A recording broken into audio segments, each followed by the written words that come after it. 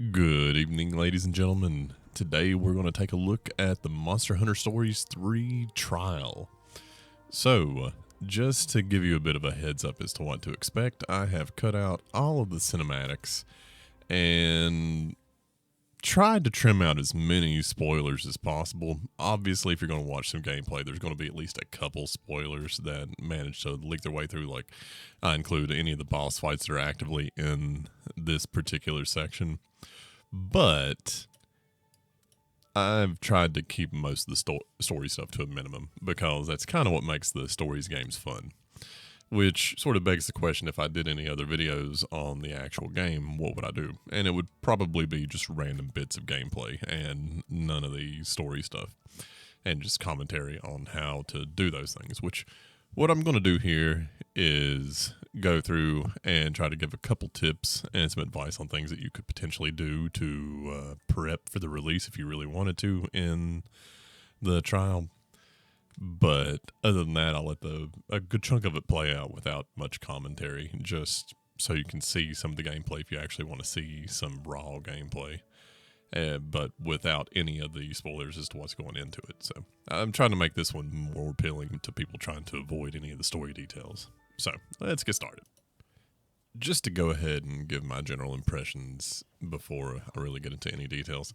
So far, I'm enjoying it. I think it's a good evolution from Monster Hunter Stories 2.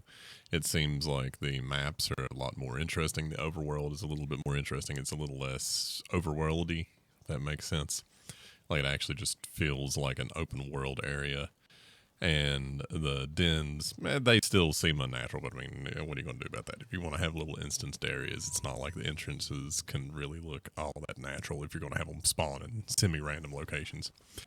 But the combat maintains the same sort of feel that it had before, and we'll talk about that whenever some actual combat pops up on screen. But overall, I enjoyed it enough that I actually decided I am going to buy it and to even make this video. Like, if I didn't have fun with it, the general rule of thumb on my channel is I'm probably not going to make a video out of something that I didn't enjoy unless it's a book, just because if I read the book for the channel, that takes a significant time investment. But I enjoyed it, and I'm looking forward to it. The story does 100% feel significantly more mature than the average story has from the last two stories games. So they weren't lying when they said this is moving into a more mature direction. It does seem like it's going to be a much more serious story right from the get-go. So looking forward to that. Now, what all can you do in the trial, and what are the limitations? So you're limited to 12 monsties. There's more than that in the trial that you can potentially catch, but you can only stable up to 12 at this point. So if you wanted to get into it and play it, that's the most that you can hold on to. There's a couple obvious choices in terms of which ones to pick up. And by that, I mean there's about two that I would probably go ahead and grab and get leveled up, but they take a little bit of work to get to anyway within the demo. Outside of the limit on monsties, you're also limited to level 10, which means most of what you do won't actually go towards helping improve your party, and it's really not hard to hit level 10.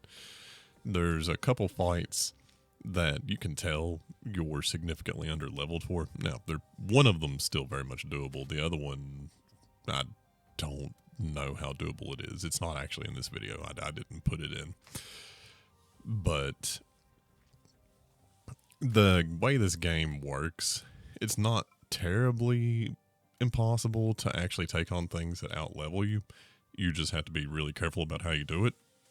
But it's also not that hard to outlevel everything in the main games. So if you just wanted to get a party together and go ahead and get them leveled up and ready to go, you could. It's not that bad. 10, I probably hit level 10 within just, I can't remember. You'll see it pop up. It wasn't long. It takes a couple minutes. But there's a decent reason for that, and it's because of some of the systems that you unlock. Because the way this trial works, it basically has you go through and unlock all of the base game systems before the trial finally ends. So you can get a decent little bit into the game, and if you're concerned about spoilers, One thing to be aware of is the save from the trial transfers over. The one thing I would maybe recommend you not do is there's a little bit of a sort of combined cinematic at the end that's a bit of a teaser as to stuff to come. All you have to do is when you see the point pop up where it says to be continued, just look away from your system for a little bit, like walk to the bathroom, something like that. Let that little trailer pop off and then come back and update your save. And that'll let you go ahead and be ready to transfer your save into the main game when the full game releases. But yeah, you can do that. There are a couple systems in this that can actually require just a dash of grinding in order to actually go ahead and get them maxed out. Like, say, for example, there are more or less 2 cutting weapons, 2 piercing weapons, and 2 blunt weapons. So you have hunting horn and hammer for your blunt. You have gun lance and bow as your piercing weapons, and great sword and long sword as your cutting weapons. If you're unfamiliar with the way that Stories works, each of those weapon types, okay, let's explain a little bit about the way Monster Hunter in general used to work. And it still sort of works, but they've kind of backed away from this system in the main games. Monster parts, like different parts, have different resistances. So, like, say, heads usually are much more susceptible to blunt damage, and then tails were much more susceptible to cutting damage, which is one of the reasons why in the older games, usually cutting weapons were told to focus tails, and blunt weapons were like hammers were told to focus the head. It was putting you in the area where you were going to get optimal damage. Now, that system still carries over into Stories because when you're fighting certain monsters, they'll have multiple parts, and you can actually target the different parts. Well, as you play, one piece of information that's not super available right off the bat is which parts are weak to which types. Like, you have to kind of test them out, do the different hits on those. And this is just for your basic hits. The game works off of sort of a rock, paper, scissors style mechanic. So you want to be using the weapon category that actually takes advantage of the weakness of your opponent. So, like, say this first little tutorial battle here. It's pretty much going to start you out with the default weapon that you have on because it's not quite shown you yet how to actually swap weapons in combat, which you can do. And it doesn't eat up a turn, it doesn't do any of that. What it's showing on screen is what's called a draw attack. And that's if you're targeting the same thing targeting you, which the way combat in this game works, you do see the attack path for whatever enemy you're fighting. Like, it shows who it's going to target next.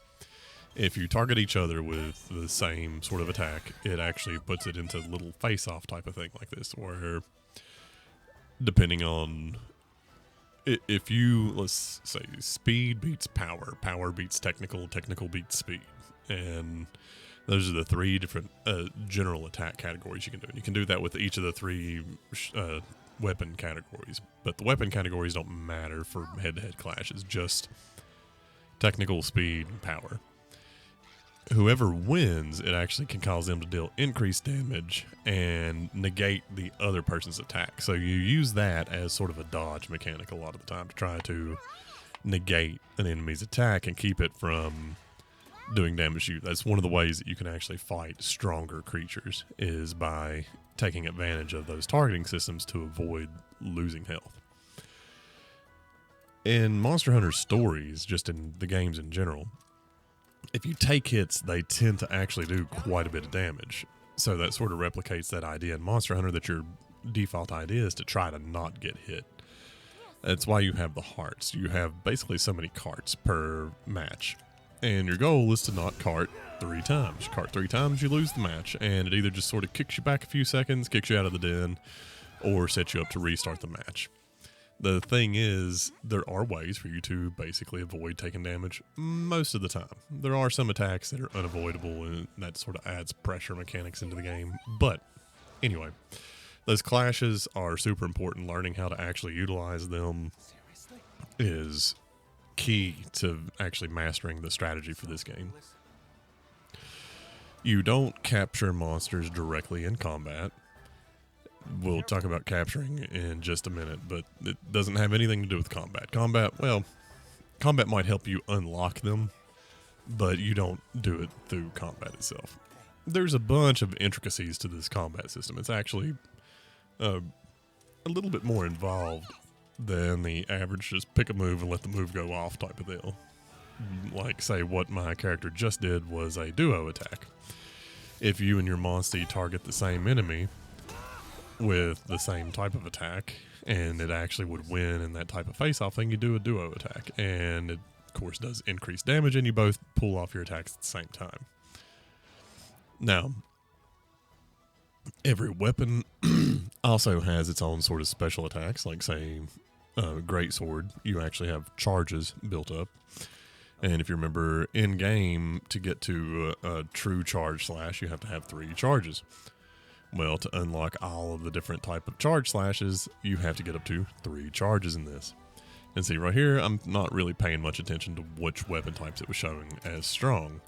Like, whenever it goes to actually do an attack, you'll see a little symbol, either the blade, a hammer, or what looks like an arrowhead.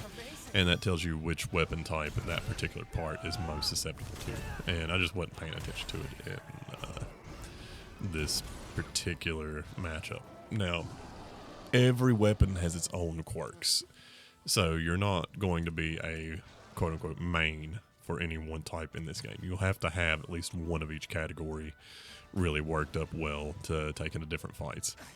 Element is still significantly more important in stories than it is in mainline Monster Hunter games. As a matter of fact, a lot of combat that has sort of fallen to the wayside in the mainline Monster Hunter games has still taken on super big emphasis in this, but it's because combat's a whole lot slower. Like in the main series games where it's an action-based game, it seems like they've focused more on just rounding out the action and trying to smooth out the actual flow of combat.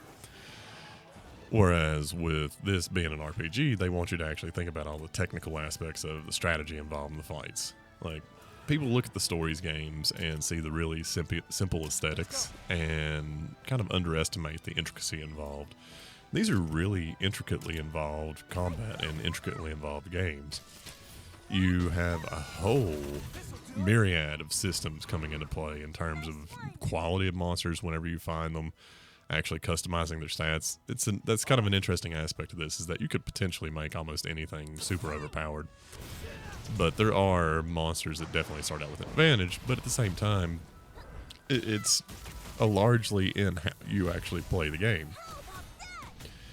So as long as you can come up with a decent strategy and you put together a decently well-rounded team, like you can see right there, I can swap between my monsties in fly without it actually changing the turn sequence. You can change your weapons on the fly without changing turn sequence. Like, you can set all that stuff up at the beginning of each round. That way you can maximize the amount of damage that you do and maximize trying to deplete their spirit, actually get them toppled and do these types of attacks. I've still not played around with this too much. I'm pretty sure you get more than just one opportunity to do this style attack, but I didn't really test it out in the demo. I need to pop it up and actually see how that works if you skip past doing that attack, if it's possible to initiate it on another turn. Because it says if you choose not to do the Synchro Rush, they stay toppled, which I would imagine there's points where you kind of want to do that, depending on how many turns they stay toppled. Because it seems like that. Don't make the mistake of thinking that the Synchro Rush doesn't really do much damage, because the thing is, it doesn't show you the damage that it's doing until after it's over with. So it's still an interesting strategy there. Now, let's talk about the different systems involved in this game. Okay. So it's getting ready to actually send us to go try to find a monstie egg. In other words, it's actually trying to slowly working us towards the first den. The way you actually get new monsters in this is you find dens in the overworld, go inside the den, and there'll be a portion of it that's a nest, and you can search that nest for an egg. Now, there's a lot of intricacies in terms of finding the absolute best eggs. Like, there's different quality dens, and those different quality dens will give you different eggs. And whether you see no light, a golden light, or a rainbow-colored light, which I haven't seen any rainbow lights just yet, determines the actual quality of the egg. Now, I cannot remember if the quality of the egg just alters the stats of the monstie as it starts out, or if that actually changes which egg you get. But one interesting thing in this compared to the older games is you don't have to memorize the egg shape and color. As long as you've actually discovered the egg, it tells you exactly what egg it is.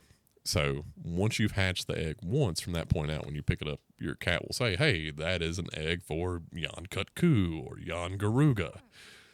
Instead of just, you have to actually learn what the eggs look like, which is something you had to do in the previous games. You had to kind of get familiar with what the pattern was on the eggshells to have some idea what you were potentially picking up if you were trying to farm for a specific monster. I'm glad they've decided to be merciful and tell us that as soon as you've discovered it, you can recognize the egg from that point on. That should simplify farming up teams, but that's how you do it. You find dens, you go in, try to get the rarity egg that you want, and then get back out. The trick is, if you plunder the nest too much, it actually draws the attention of whatever created that nest, and it will attack you if you don't get out before it reaches you, which once you spawn them, it's usually pretty difficult to actually manage to get out before it actually gets to you. So it's sort of a risk versus reward type of thing, because if you have to fight it, if you lose, you drop the egg and you get kicked out of the den. You don't necessarily lose the game completely, but you don't get to keep the monstie that you found. If you beat it, you get to keep the monstie and you're fine. The problem is if you're trying to get something sort of high level, like, just mild spoiler here, if you see Nursilla roaming around on this map, Nursilla tends to be a little bit higher level than everything else is. So in the trial, Nursilla's a pain in the ass to fight. If you want a Nursilla, you generally going to try to get the egg and get out before the Nursilla spawns. Now, what if you're not interested in doing all this min-maxing, like not interested in hunting for the most optimal eggs or the most optimal setup for the monster? Can you still play this and actually successfully get all the way through the game? More than likely, yes. Really sitting down and min-maxing has never been necessary to beat these games.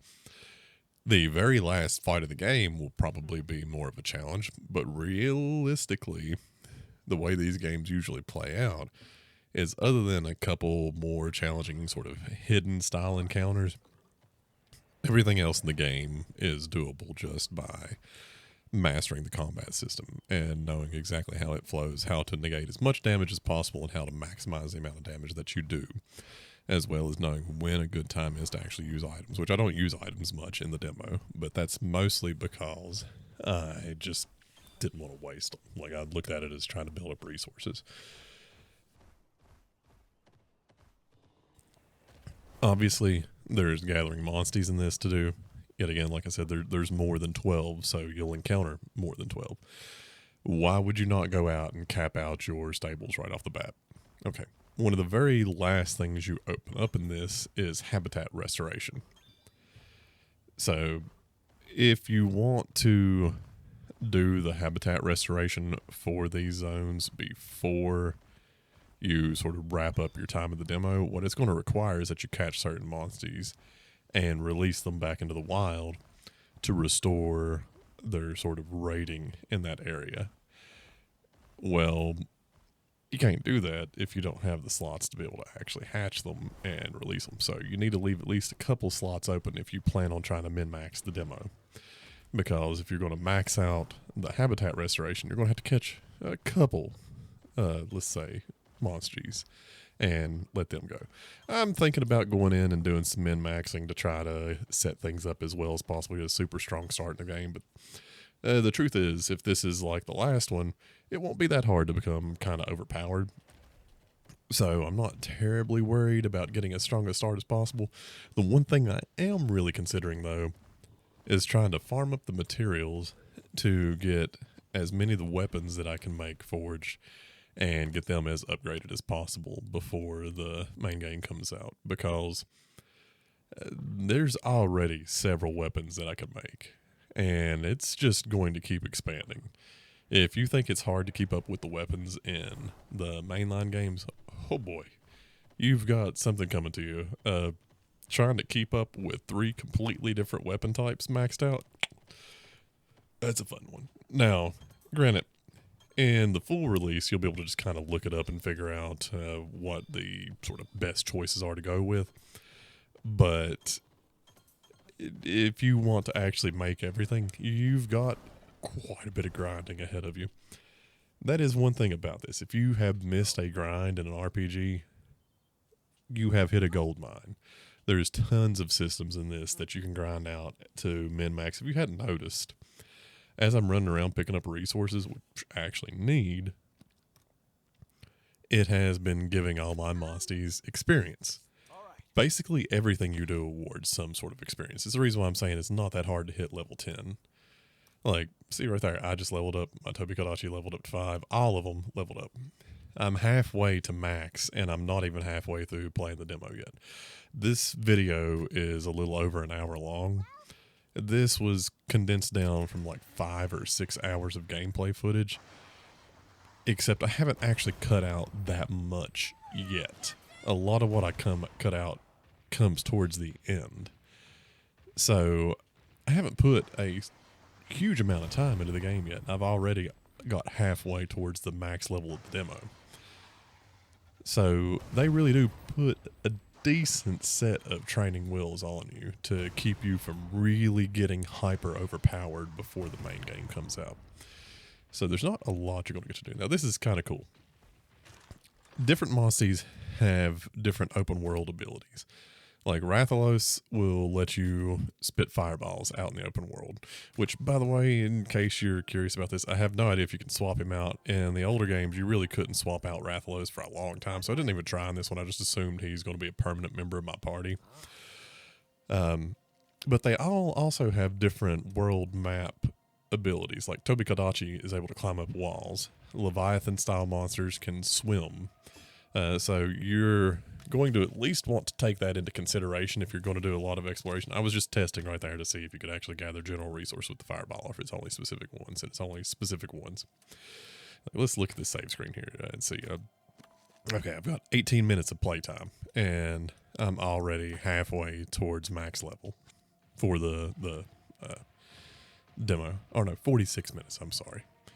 It just updated at the bottom when I did that save. So under an hour, halfway to max, and part of that is opening cinematics, tutorials, running around doing all that type of stuff. So as you can imagine, hitting max is not that difficult. One thing you saw pop up just a moment ago was the crafting system. It is still intact in this game. You can craft just like in the regular game, except you gotta get recipes for all the different crafting things you can do. But that does mean that a good amount of the things that you can buy from the item vendor, you can actually just make up yourself if you really want to. So that should save some zenny and let you pop that towards golden armor. Oh yeah, that's another thing. All the armor sets, you buy a complete set. So they come with specific skills. So you're going to more or less just find sets that actually fit the playstyle you want to do.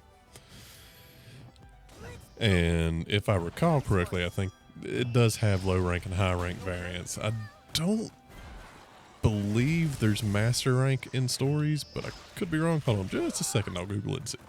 Okay, minimal research, there's no master rank. So low rank and high rank. You do have different armor sets for those, of course. And if this is like the last game, it'll just hit a certain point in story progression where it'll jump you from low rank to high rank. And yeah, everything does bump up in difficulty a little bit, but it's not quite as stark of a change as what it was in the older games. So it'll be interesting to see when this shifts you from low rank to high rank. And if I recall correctly, in the older games, you basically selected when you were going out to the world which one you were going to explore. So I'd be interested to see how they tackle that here, because the open world seems a lot more fluid than what it used to be, although there is a day-night cycle system still, and that changes exactly what sort of creatures are out.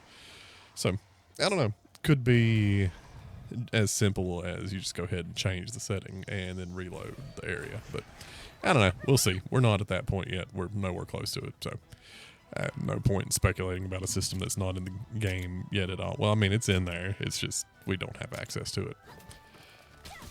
Oh, yeah. What you're seeing just then is an example of the preemptive strike system in this game. So when you're on Ratha,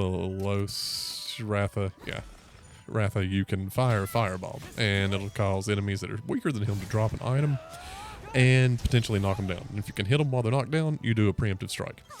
Just so you know, if you try to run away from them and they hit you from behind, it gives them a preemptive strike. So generally, if you're pretty sure you're going to end up fighting something, you'll want to run into it either head on or hit it with a fireball. But that's adding into that layer of complexity. The game has super cool combat. What can I say? Like, this is probably one of my favorite Monster Tamer style games in terms of combat system. It's right up there with Cassette Beasts. It seems simple, but the depth to it is actually kind of impressive. It can be a little bit frustrating because it's sort of semi-random with the rock, paper, scissors style stuff. Like, when I say semi-random, I mean it is random, but there's some things that make it kind of predictable. Just like how monsters in the regular Monster Hunter games have tells, the monsters in these fights generally have some kind of tell that will let you know you're getting close to them doing this particular type of attack. So, like, say right there, you just mentioned that Velociprey favors speedy attacks, which is the hint that you need to use technical attacks to counteract the speed. But there'll be little things that give you hints as to what you should probably do. That if you're paying attention, you can do them. Like, say, for example, I would have been way better off switching from Rathlos to, I think, Yon Kutku is the one that I have that does technical attacks. But, yeah, no, it's little things like that give you hints. So it is random, but not really random. Like, random in the, if you're not paying super detailed levels of attention, random. By the way, that's a cool system. The collectibles in this, like the secret collectibles, are Poogies. So you find the Poogies, and it gives you special items. So I love that they actually included them in it. One other thing I wanted to mention about combat in this is that if you significantly overpower an overworld enemy, which pops up sometime in this video, when you go into combat, you can click L3 and R3 if you're playing on a controller. I'm not sure what the keyboard control for that will be, or what it'll be based on the system. I was playing on a PS5, and it'll just go ahead and auto win for you. Like, you don't have to actively do all the turns. So if you're guaranteed the win, more or less, it says, okay, let's just let you skip the fight and get the rewards that you were going after. That's useful. I like that. I like it whenever games have systems like that that actually respects your time. It says, yeah, no, you're way overpowered for this. Just let's go ahead and let you get your victory and move on. But yeah, so that's all of my thoughts on it so far. If you want to keep on watching, you're welcome to. I include a couple of the boss fights. We haven't quite gotten to even the first boss fight yet. So if you've heard enough and you're ready to drop out, go ahead. If you want to keep seeing the fights go through and actually see how I do the fights in this, because I'm just fumbling my way through it blindly as well at this point. Like, I don't know what I'm doing. This is my first playthrough on it, so this is actually my very first play. I don't know what the prime strategies are. I'm not the person to look to for that type of stuff. I just tend to brute force my way through games. But this one is not the type of game where you don't have to be a genius with the strategy. You just have to actually think about what you're doing. Like, you're not going to just sit spam X and win most of the time. You need to actively be participating in the game. So that's good. Keeps you in, but it's not so like high thought process for most of the fights in the game that you have to give it that much thought. There is one fight in even the trial here, yet again, Nursilla, that you're going to have to think about it if you actually want to get through that fight. Some of the bosses actually tend to require you think about them. So it's not a brain dead fight type of system unless you just way over level. And they've put on enough sort of guardrails in this that you're not going to do that in the trial. So if you're really wanting to over level the game, wait till the full release comes out. Otherwise, I think now is probably a pretty good time to wrap it up because the first actual fight, or well, boss fight is getting ready to start. And actually, no, in post, I kind of realized that the best way to wrap this up would probably be to leave you with a list of things that you can do in the demo if you want to min-max to get the start for the next game, or for the full game. First off, cap off all the monsties that you plan on actually using in your team. So get them raised up. Make sure you've captured the ones that you actually want to use. In other words, capture a couple different ones of them and try to get as high of a quality as you can.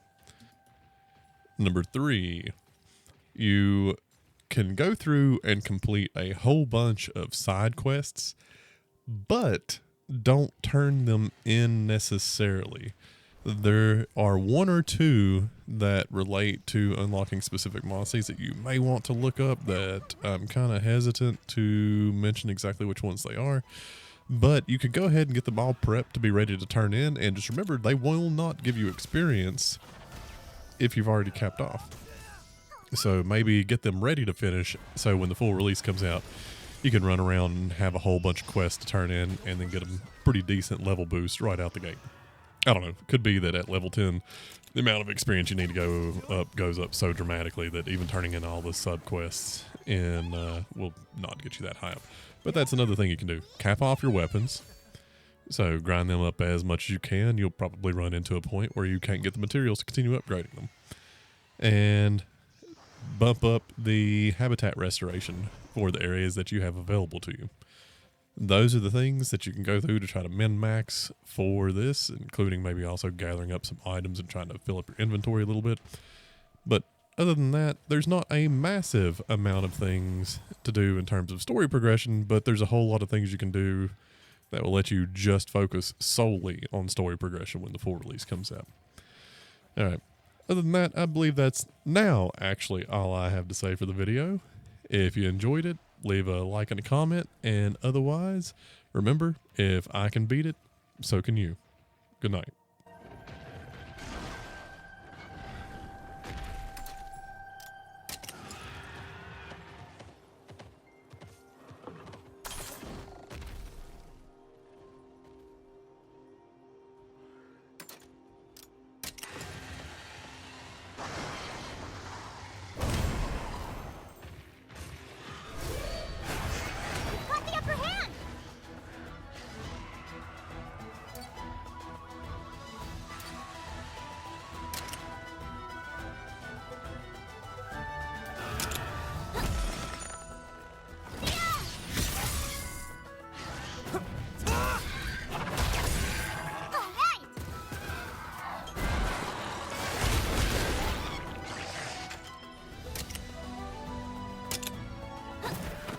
Now's your chance.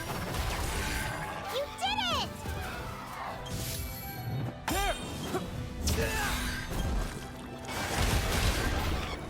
All right. Yeah! On to the next.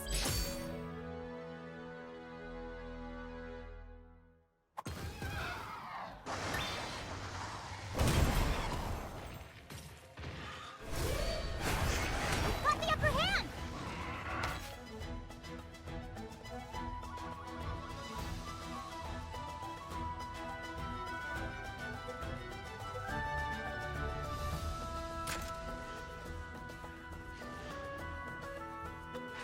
You did it! What a win! Good. And that's how it's done.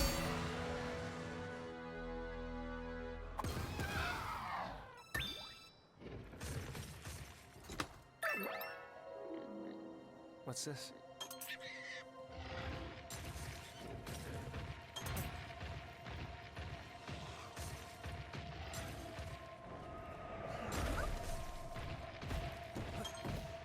What's this?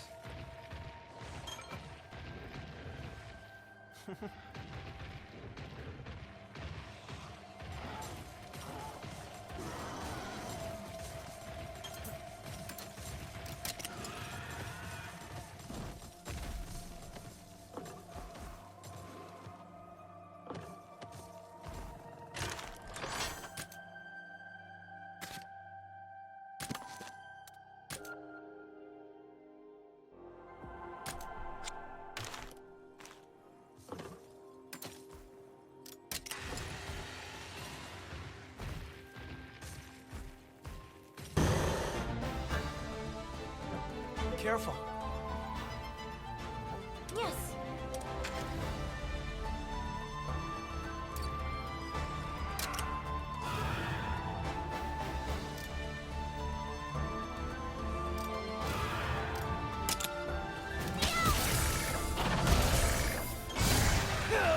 Got it! We did it!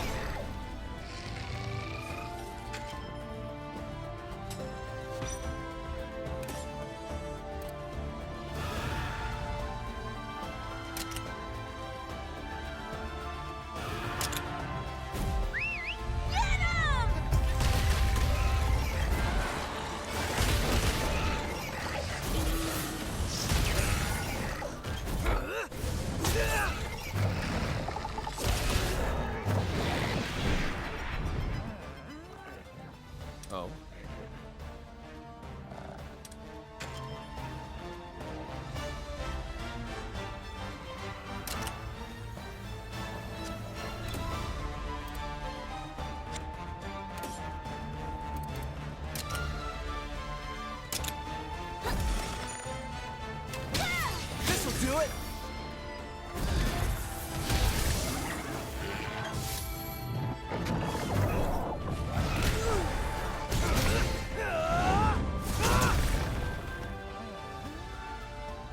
Let's do this. Well, Can do.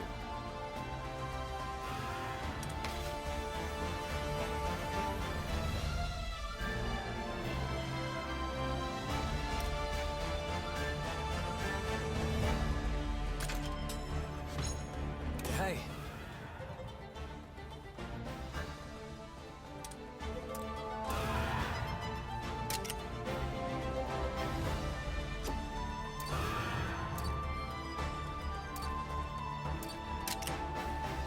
Hey. Hey.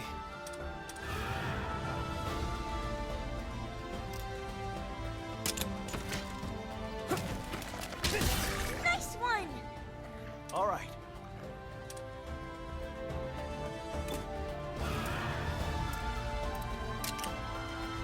Counting on you.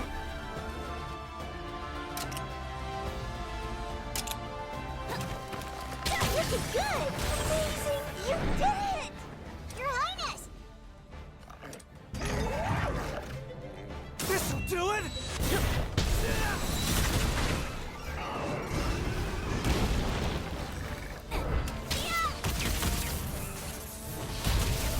We did it!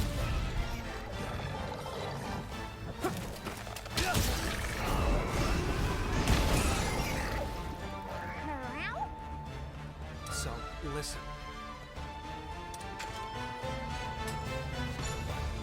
Ready? Your Highness!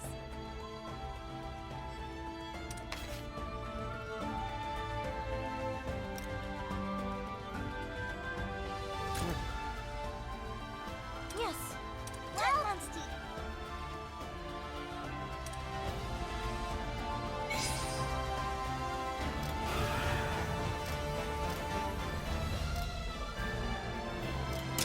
Yeah!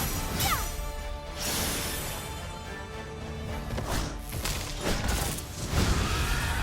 You ready, Captain? Yeah! Ah!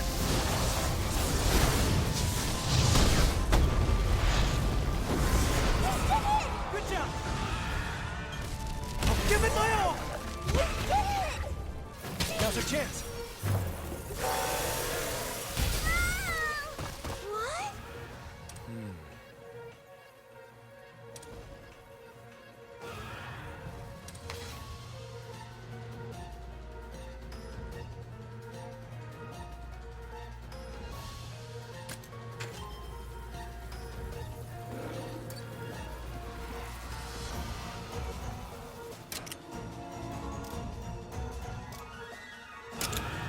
I won't let up! Let's go! This'll do it! Let's do this!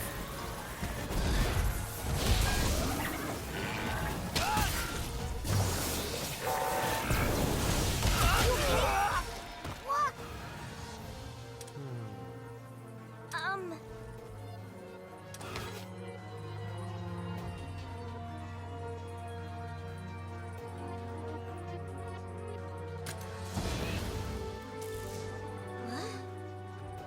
I see. Your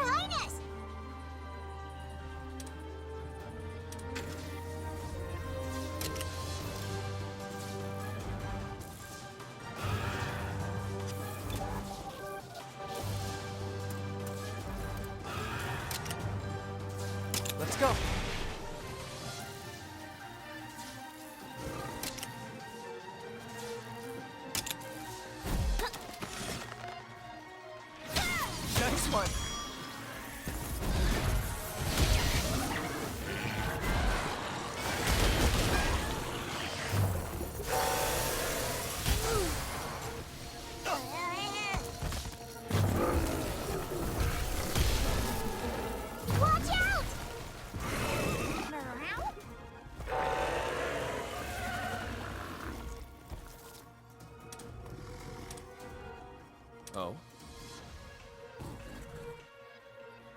It's possible.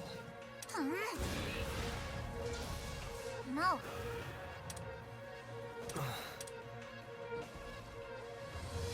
Leave it to me.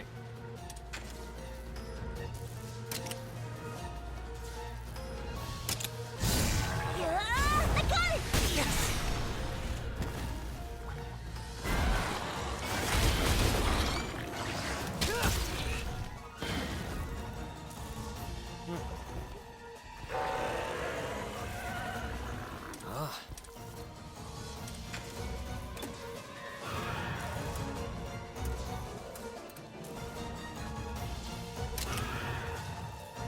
Counting on you.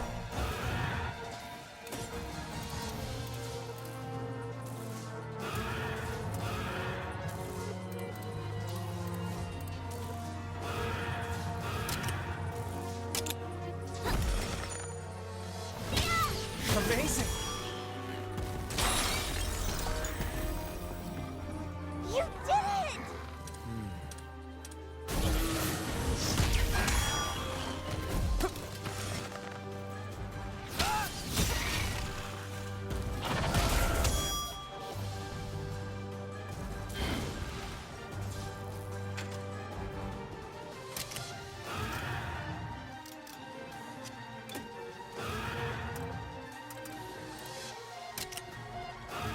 Let's go.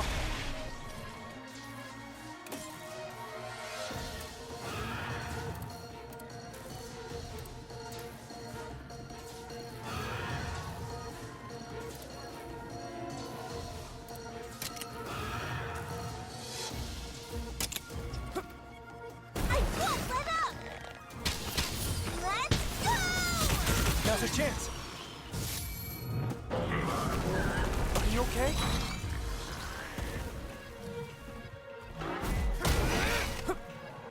Don't push yourself. Thanks so much! Good, monstie! Now!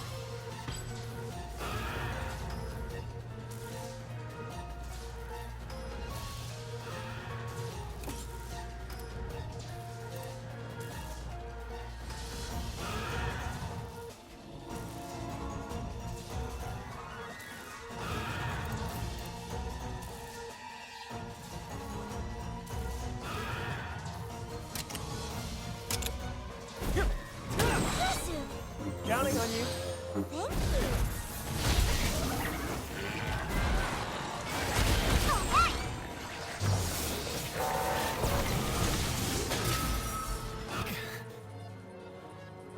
Keep an eye out. Watch out!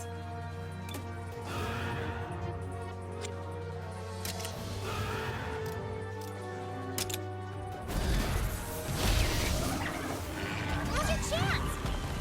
All together now!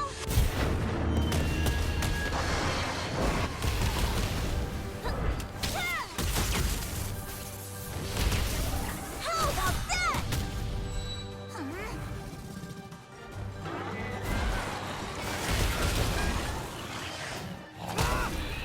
Keep it up!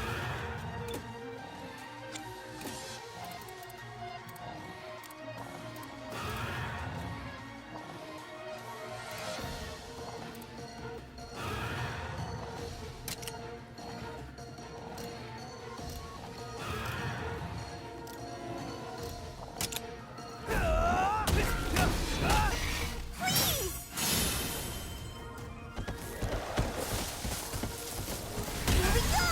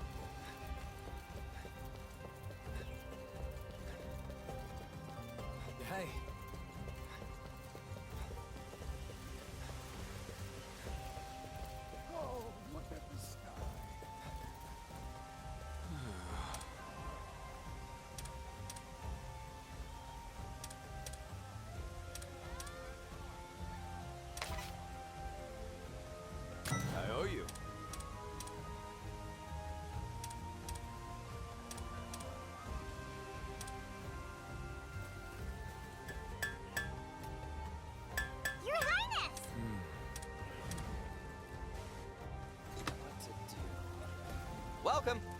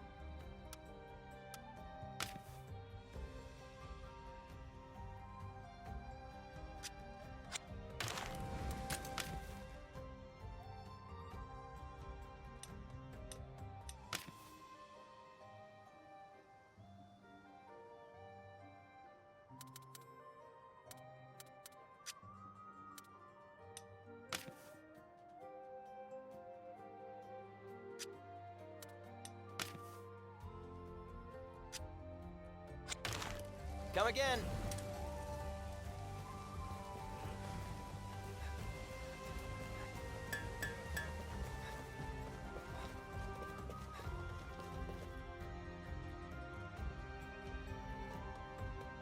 Hey.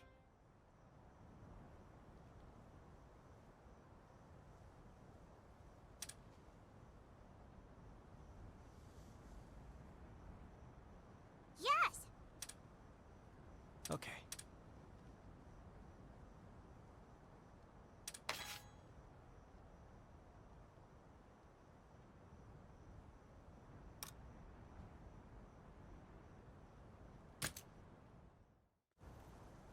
Now then.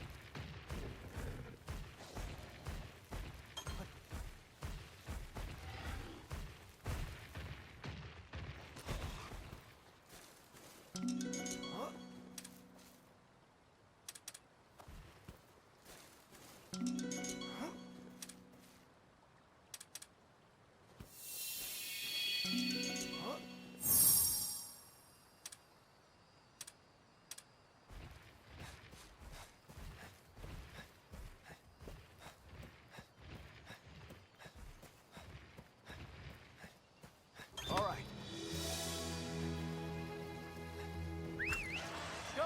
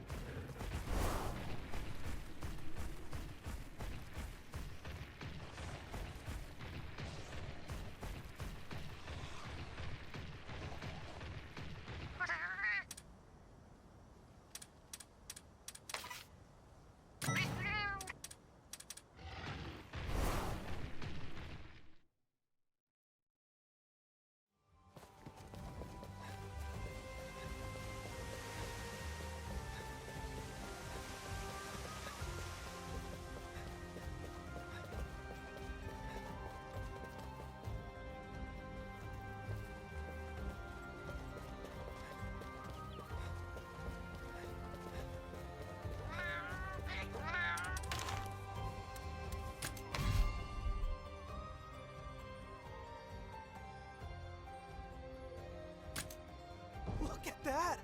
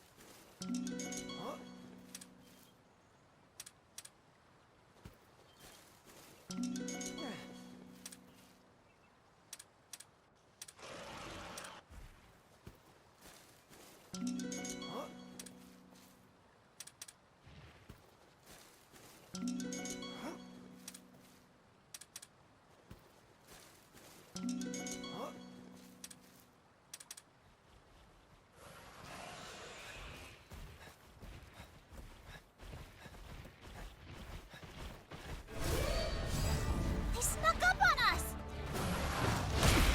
I won't give up.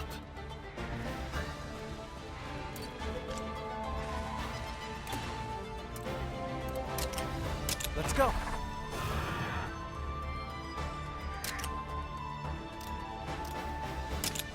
You okay? Thank you.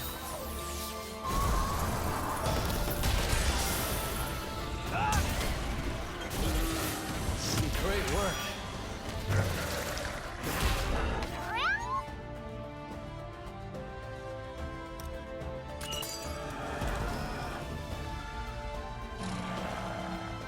Watch out!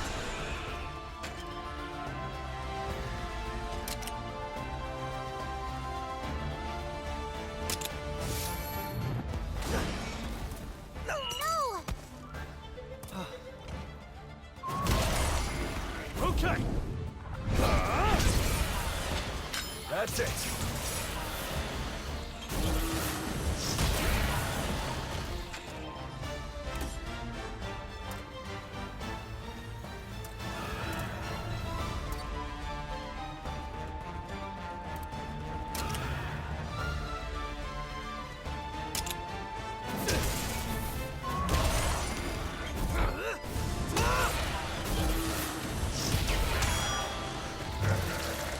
Don't overdo it.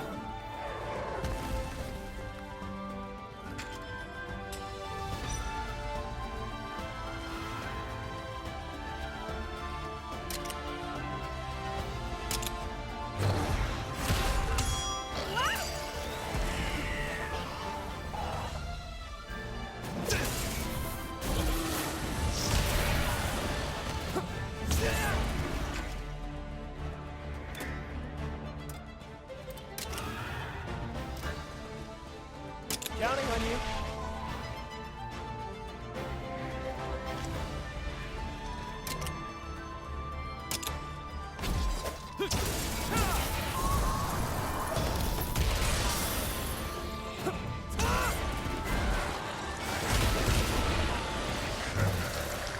You okay?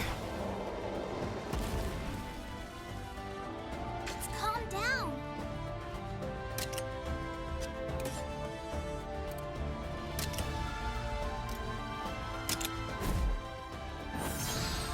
Don't overdo it. Thanks.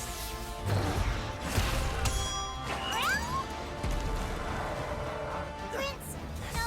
Isn't Prince! good. But I've come so far.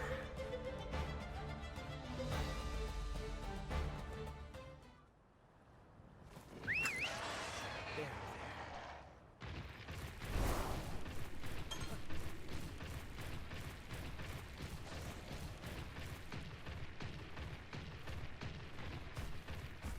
Hey.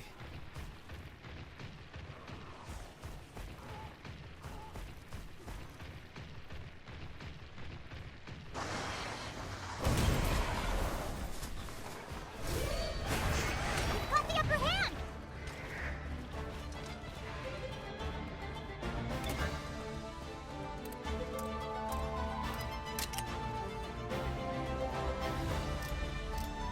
Let's go.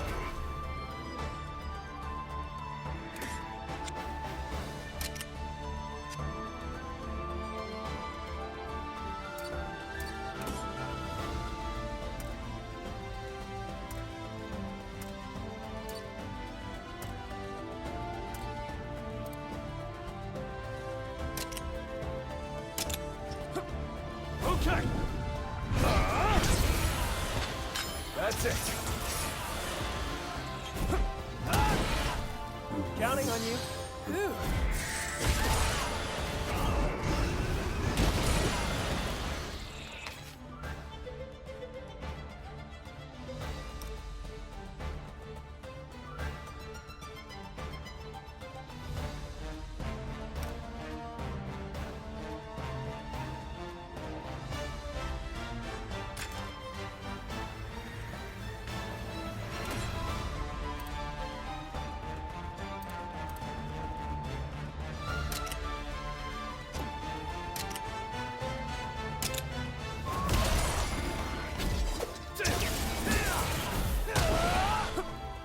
Are you okay? Thanks. This'll do it.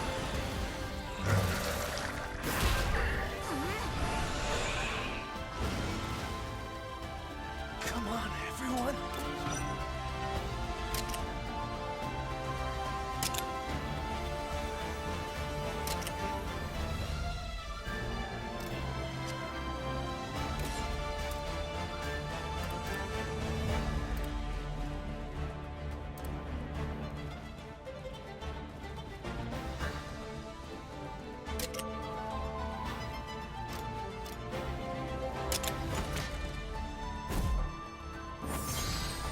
You okay? Thank you.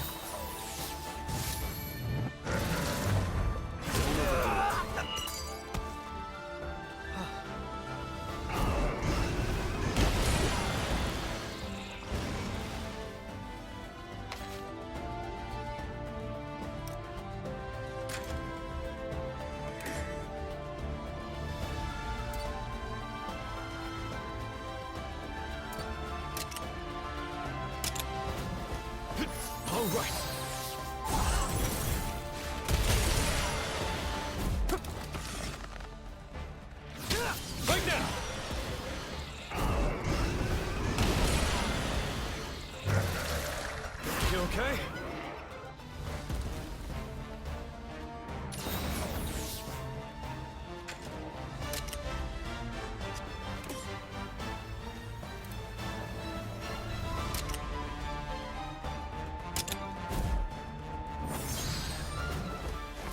Don't overdo it.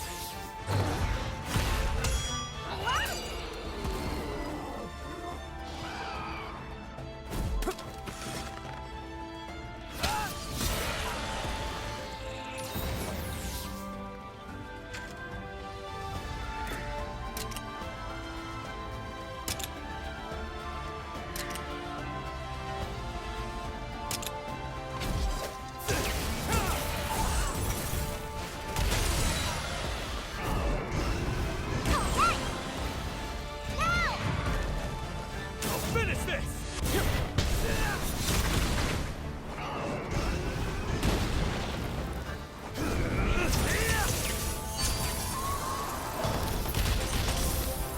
We got this! Watch out!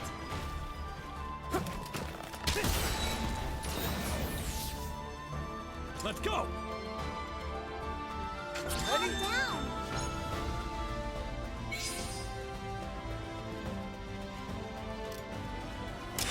I got it!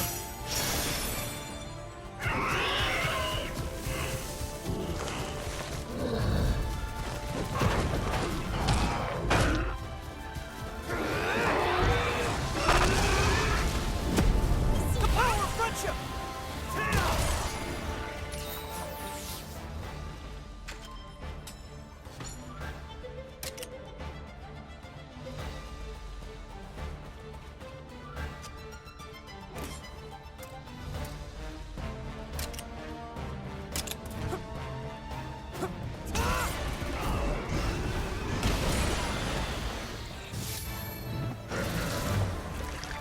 Don't push yourself.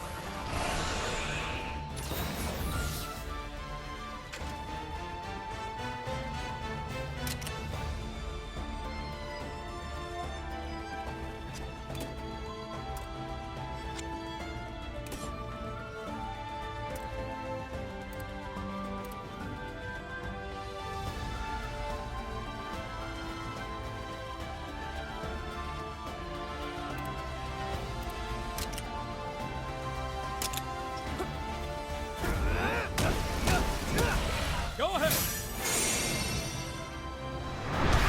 Let's go! Fun!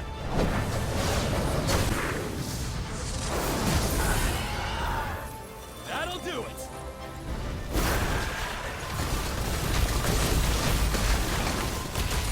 Now!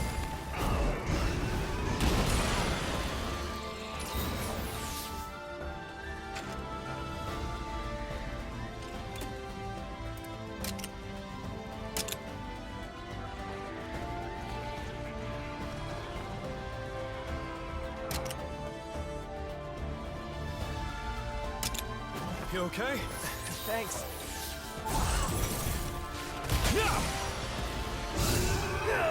Got him! All right. Now's your chance. Keep pushing!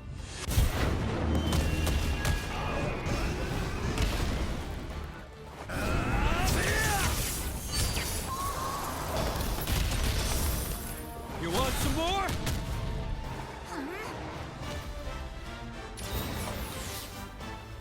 Keep it up!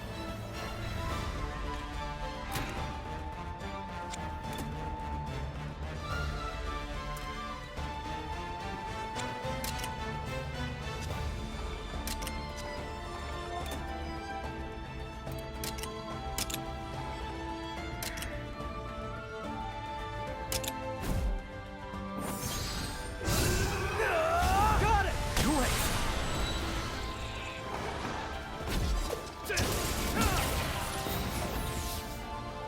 You did it! As expected. You flatter me.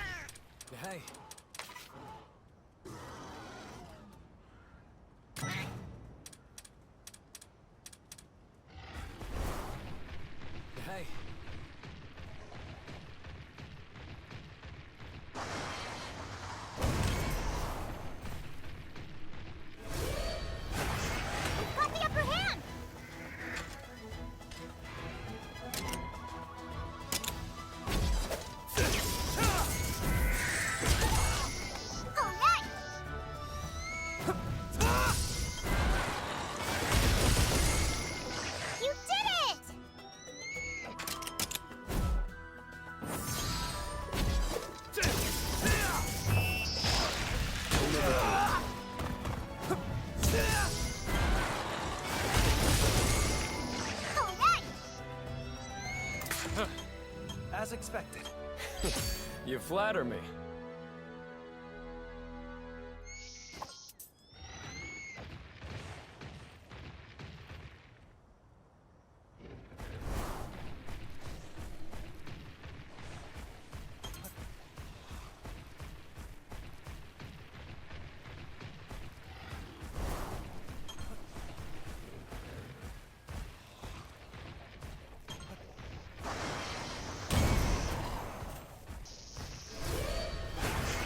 Got the upper hand!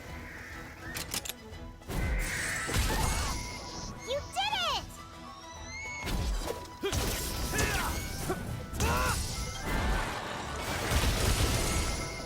All right!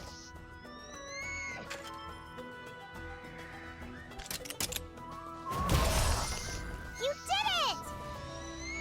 Excellent Not too job! bad. Couldn't have done it alone.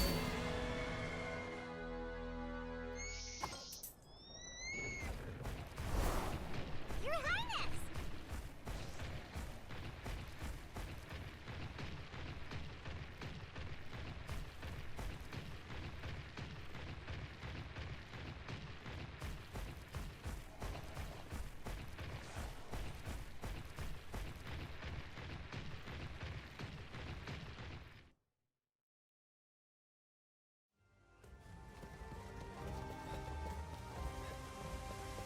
No problems here.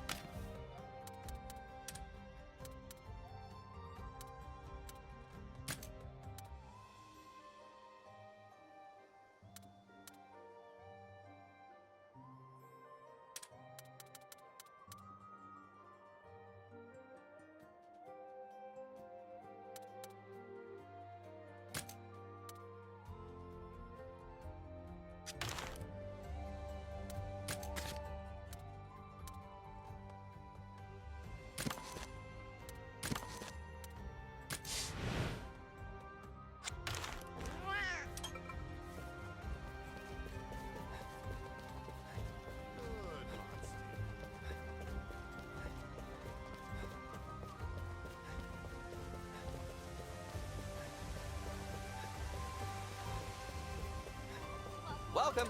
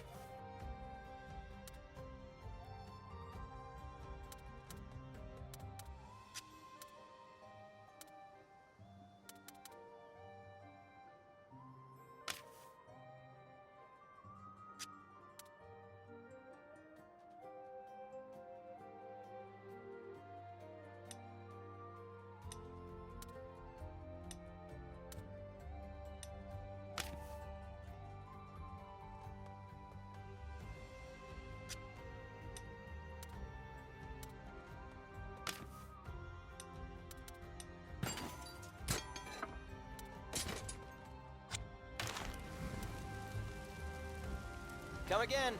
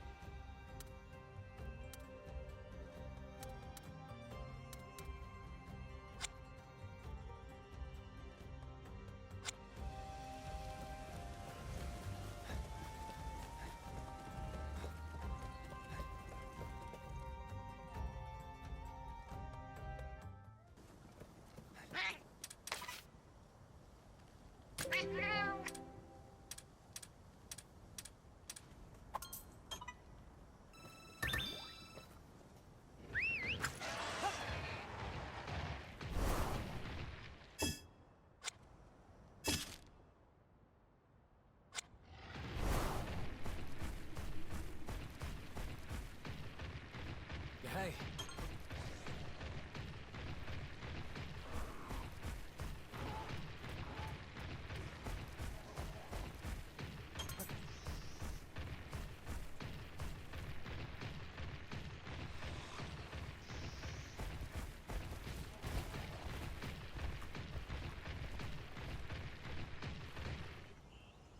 No.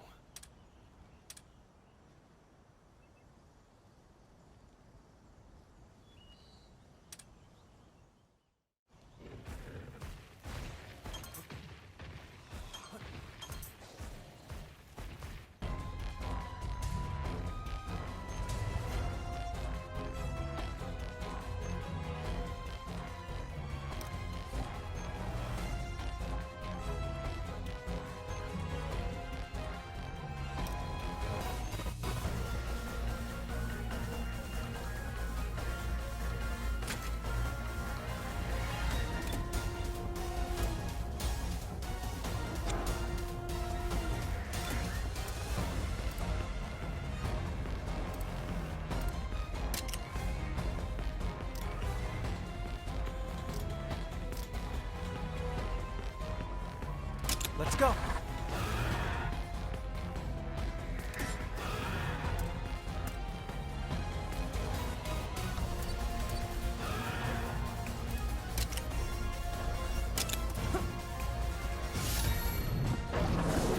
You okay?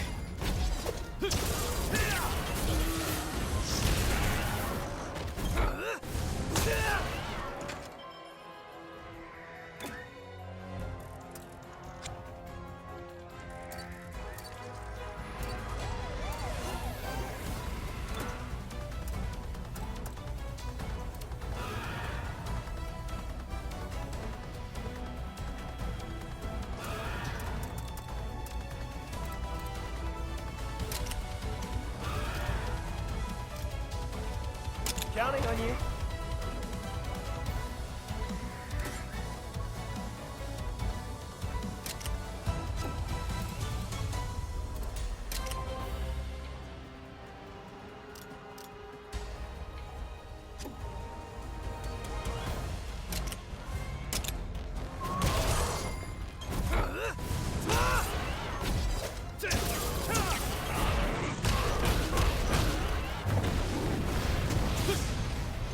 Watch out!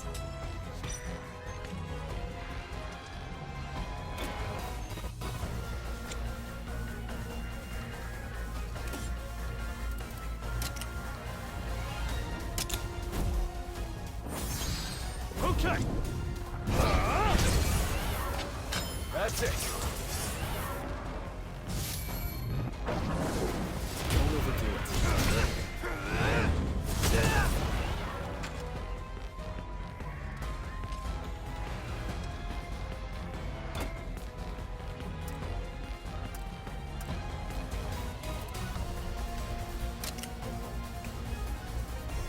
Let's go.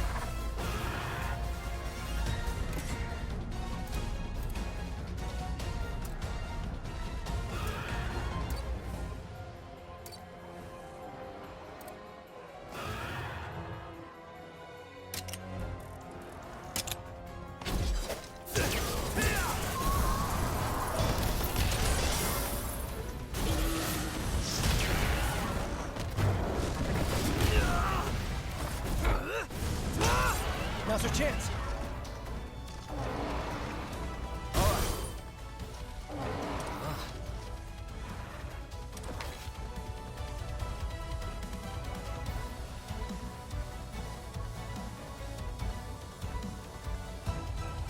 Now!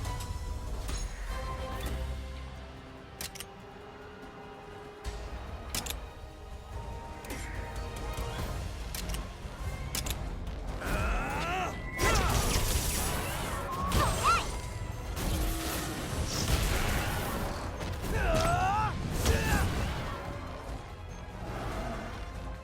Let's calm down.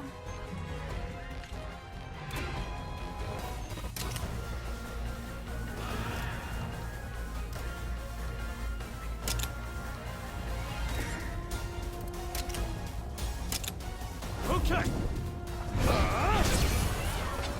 That's it. This'll do it.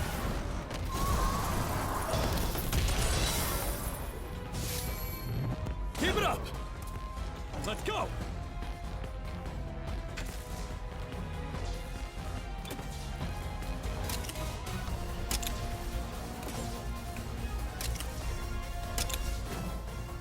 Let's do this.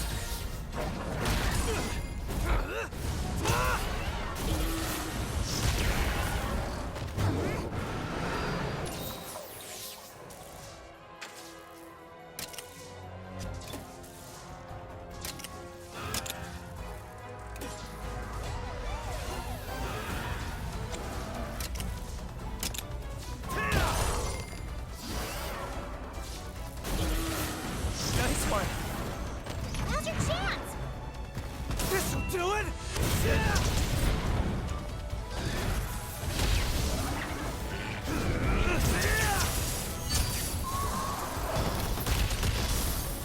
Leave it to me. Watch out!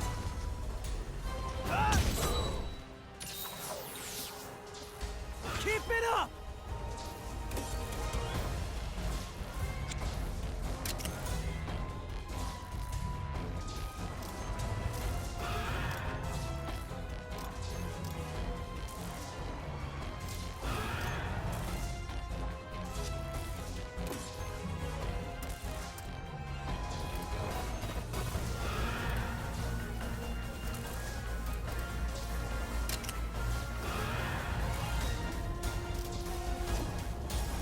Ready? Simon! Yeah.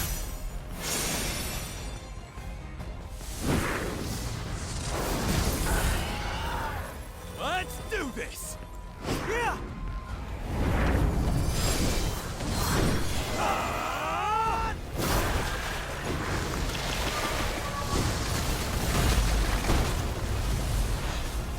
How's that? Got it!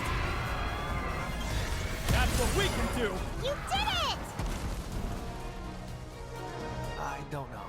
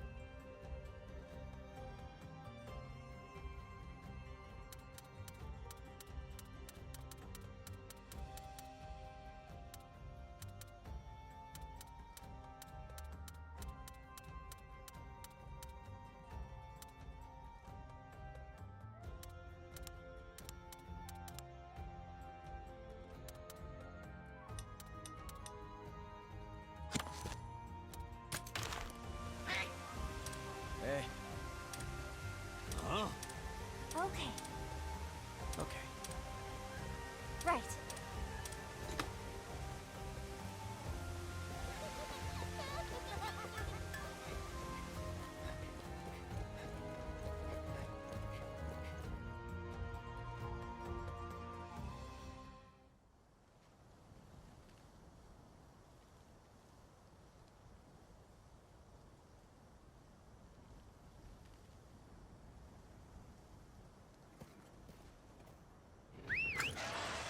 You're the best.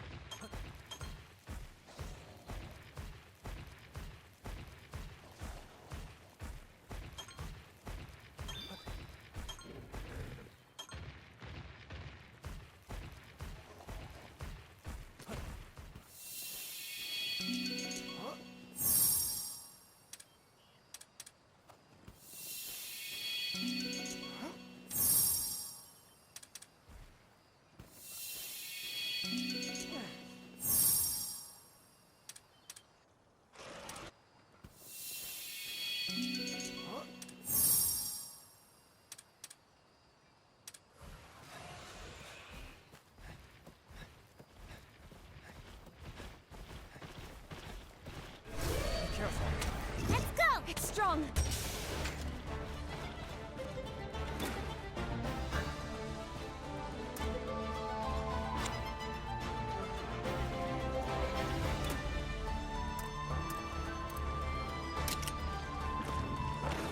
Counting on you.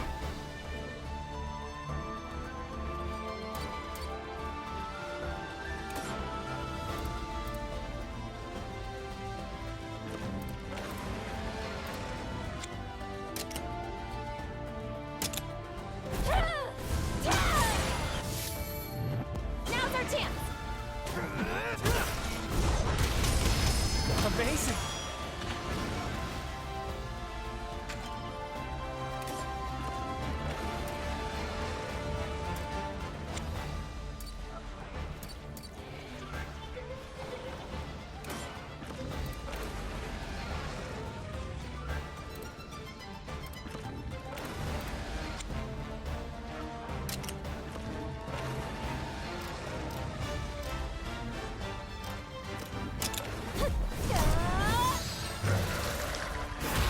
No!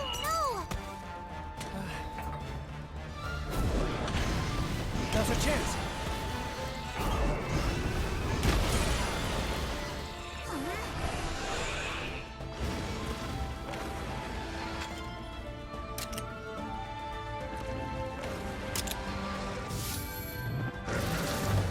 Are you okay?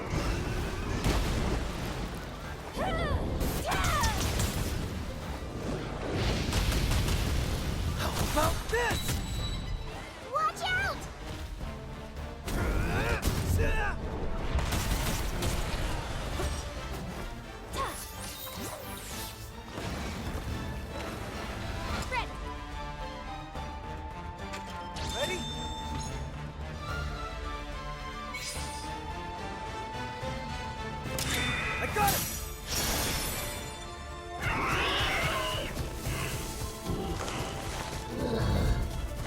This better work! Let's calm down.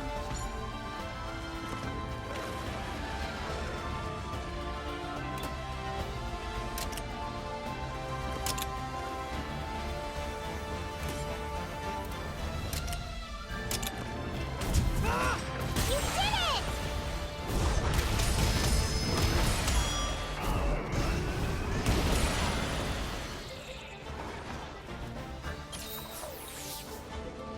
We'll take them down!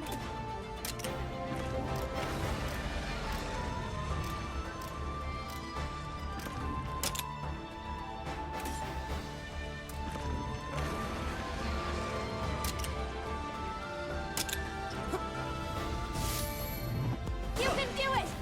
Oh no!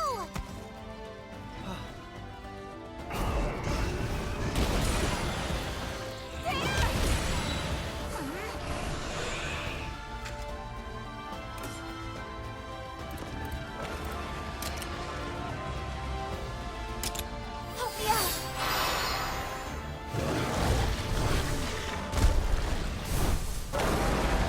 All right! Ah!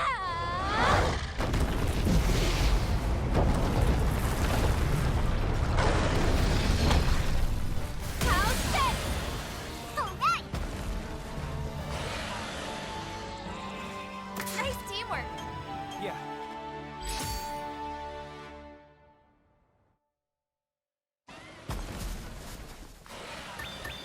All right. Go!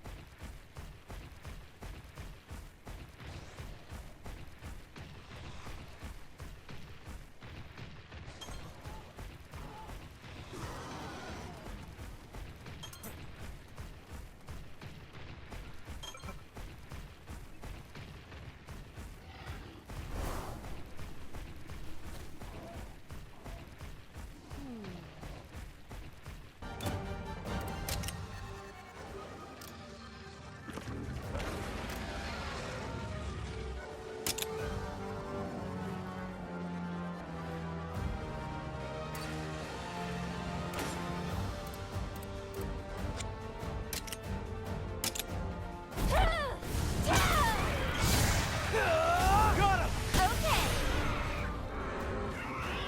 Now's your chance. You've got this.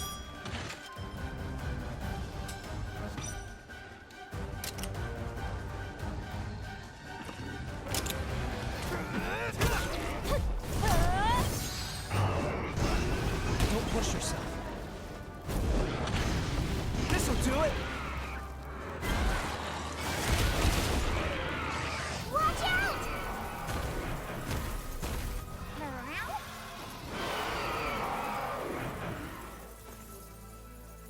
Careful.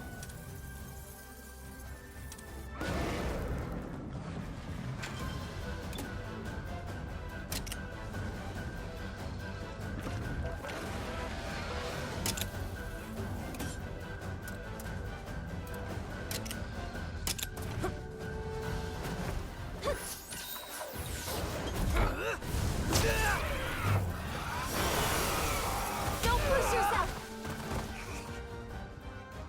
Careful.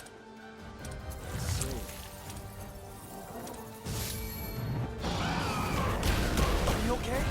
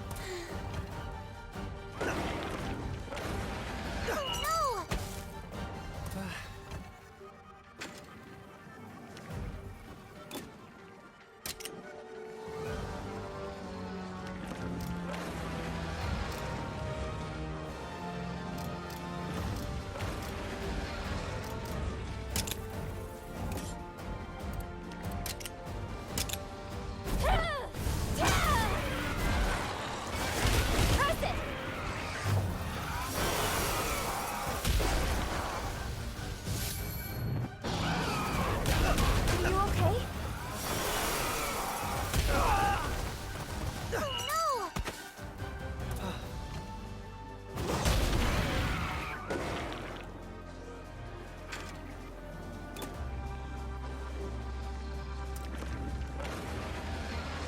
Let's go.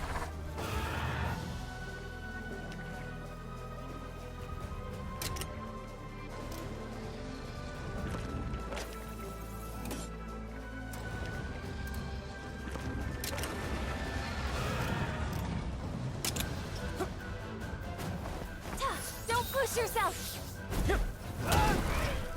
Counting on you. Thank goodness!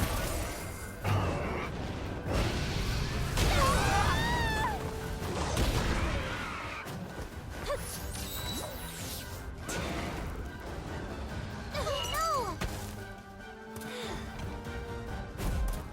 Yeah? Please! Thank you. Fred! Let's calm down.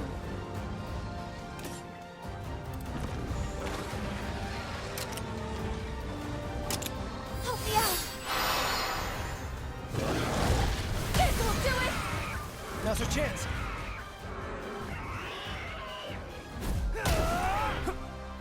Are you okay? Thank you!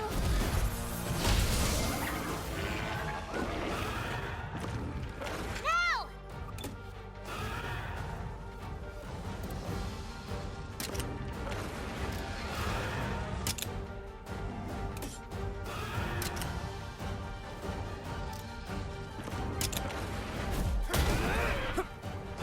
Don't push yourself. Thank goodness! Amazing. Impressive! Don't let up!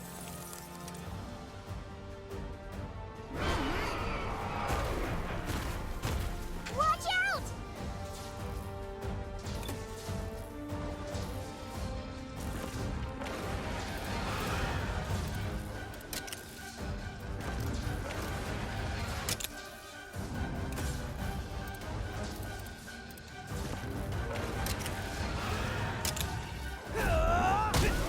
You've got this!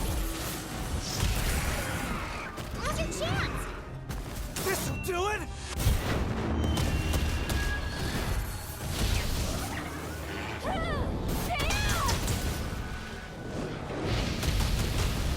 We've got this.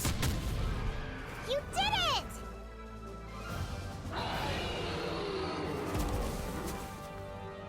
Nice teamwork! Yeah. Well done! My thanks. Huh?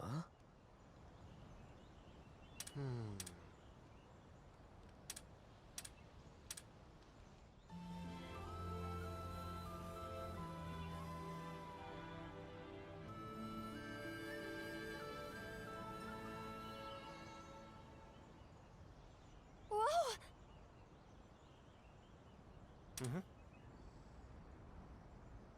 Well then.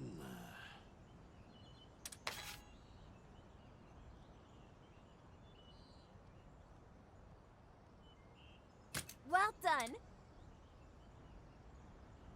Yes. Today's special.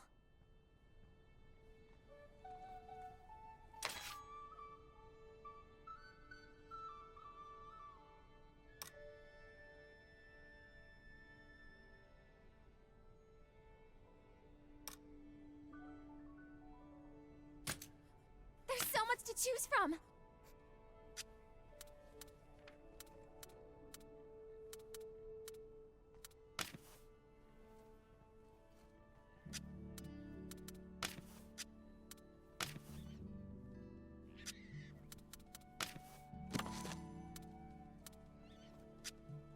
Have to make sure it looks good.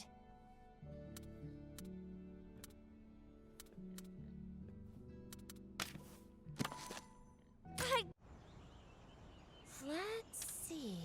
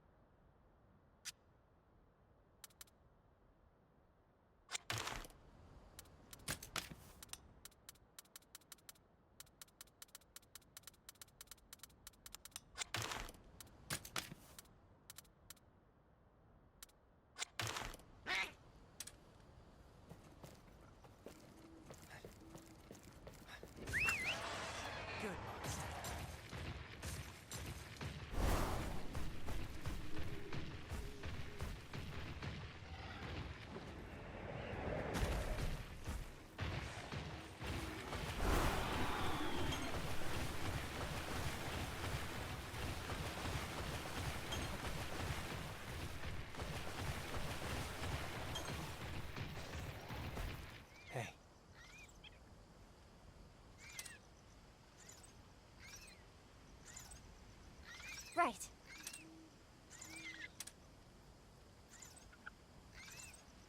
No. Okay.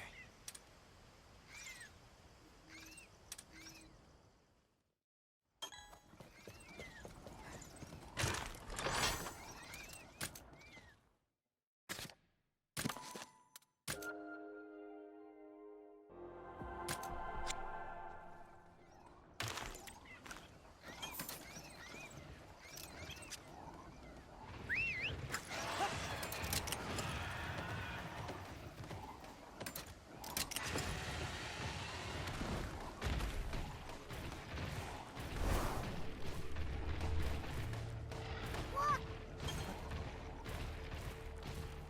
All right.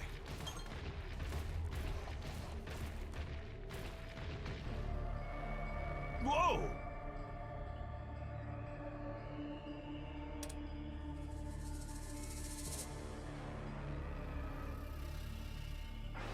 Right.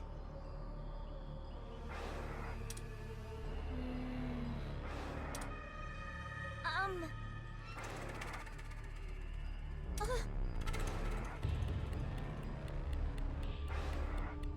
Well then. Time to go.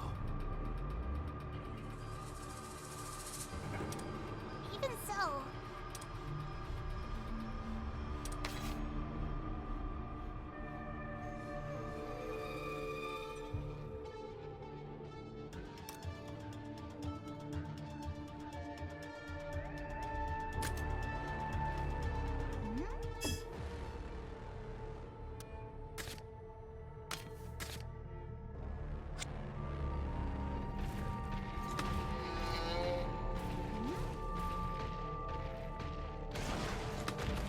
Hold on.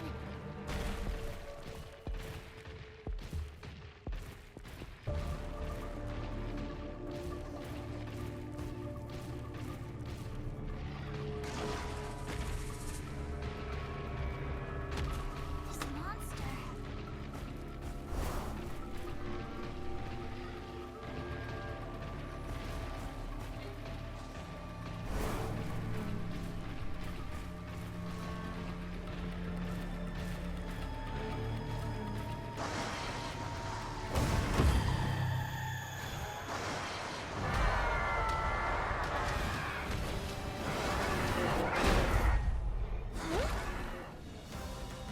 Okay.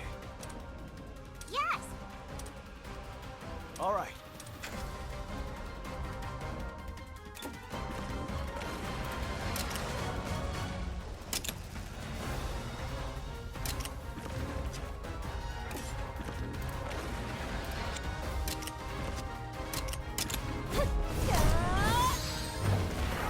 No.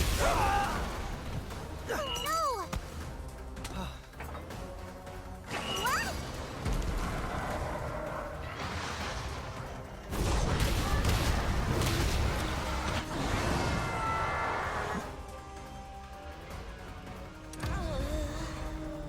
No.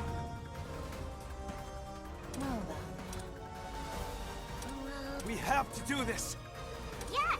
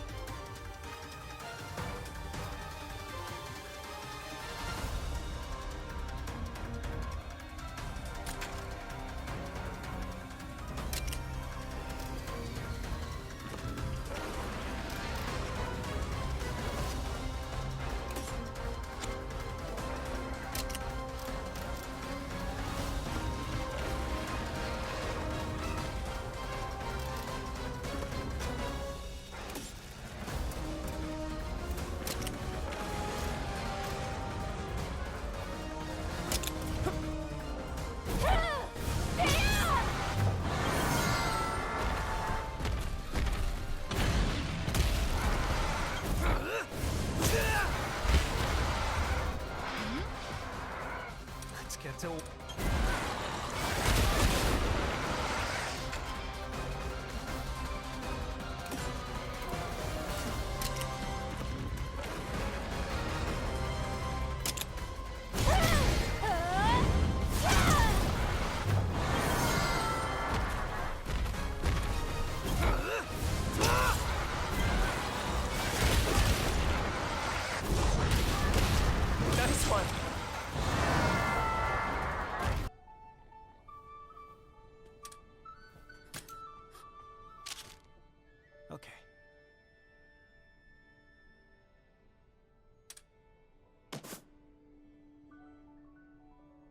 So, listen. Yes.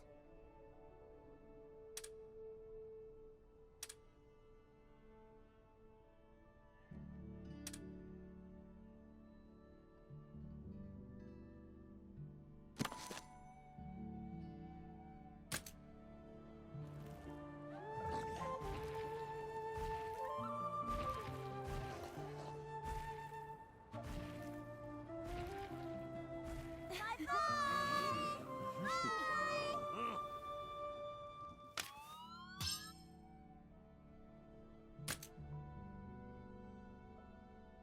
Oh, Anyway.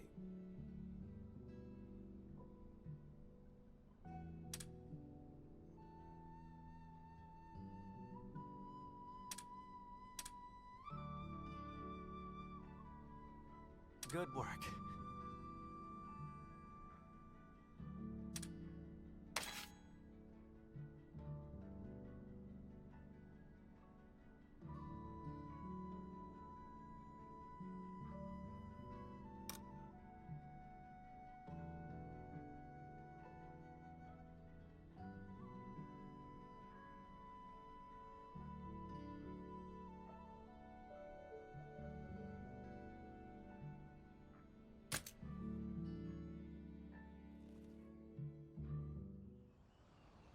oh,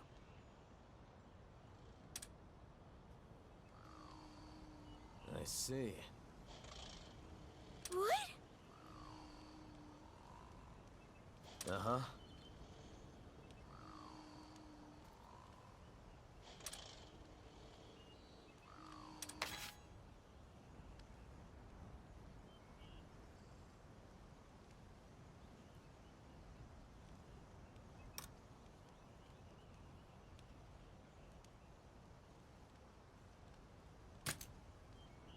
Hey.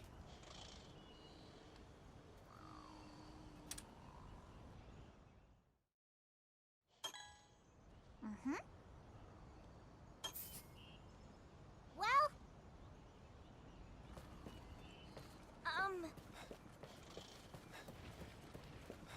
Good to see you.